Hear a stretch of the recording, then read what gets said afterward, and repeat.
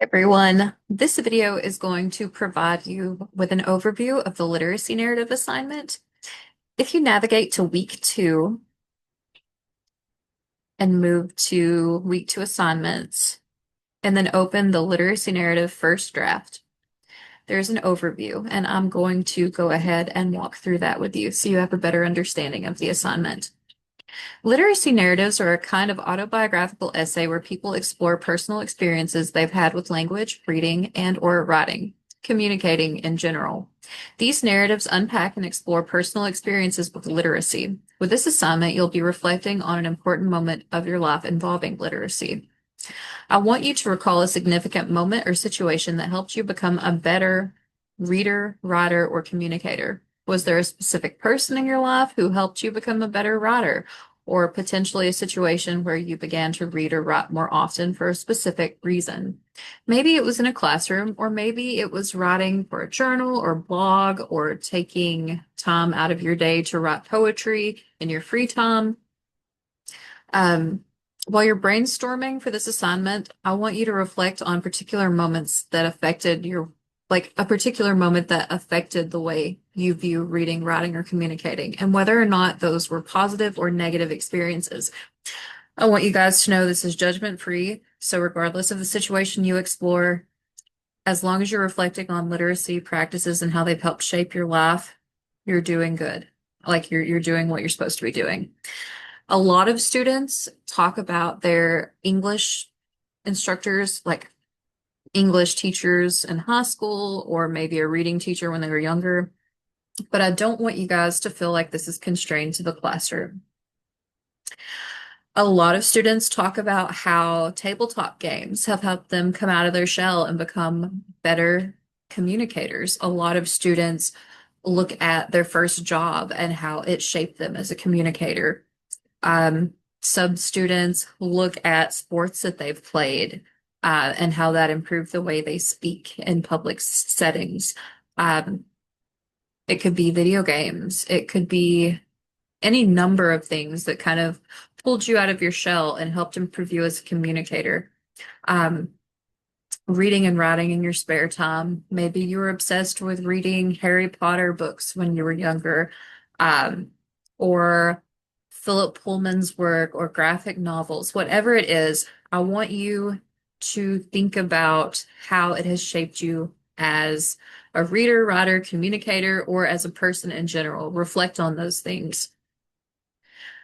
You want to make sure your paper is tightly focused and it really fleshes out how that situation impacted you. I want you guys to reflect on the literacy narratives we've been reading this week and last week, and really consider what those look like and how they've been written and the approaches that our various authors we've looked at have taken. Really reflect on those when you're writing your own. You don't have to take the same approaches as they have, but it might help you figure out where to start. So you want to start the paper with an introduction to the experience and the central theme of the paper. So overall, what are you talking about in this paper? Give an introduction to that. Follow the introduction with body paragraphs that flesh out how the experience impacted you and your development of literacy. And then end the paper with a conclusion paragraph. It does not have to be your typical 5-paragraph essay, but you do want to have your intro and then your body paragraphs and then your conclusion paragraph. Make sure you have those 3 aspects. Remember, you're not only sharing the experience, but how it has shaped you. Make sure you take significant time to relate why the situation has been significant in your development. It doesn't have to be about something that happened in the classroom. So remember, you can reach into those other experiences outside of the classroom in your life. You can pull from those. Make sure you take the time to really unpack that and feel free to share your experience no matter where it happened. And remember, this is an I-centered essay, so it's okay to say I and me, even though we've been kind of trained since the beginning not to talk about ourselves. You can use I and me in this essay, so you're totally fine. You want to make sure your paper has a thesis that makes a claim. You want to make sure you're using MLA format guidelines, which you can look up Purdue OWL MLA. That website gives you a pretty good idea of what a paper will look like, what the heading will look like, and the header, and your various sections, that might look like. And you want to make sure you use a 12-point font, something readable. I don't really care if it's Times New Roman. That's the go-to, really. You can use Calibri, um, Helvetica. There's a lot out there that you could read. Just make sure it's legible. Don't use wingdings or something like that that can't be read easily. Make sure it's double spaced and you have 1 inch margins. So that's what you're doing for this assignment. Some key takeaways. You're talking about how a situation or person in your life has changed the way you view reading, writing, and communicating. You are taking that situation. It doesn't have to be necessarily about a person, but you're taking the situation and how it shaped you, whether it be a job or um, a multiplayer online game or something like that, tabletop games, sports, volleyball, whatever it is, whatever situation you're talking about, you're looking at how it has changed you as a reader, writer, or communicator. You really want to flesh that out. So, too long, didn't read. That's your overview.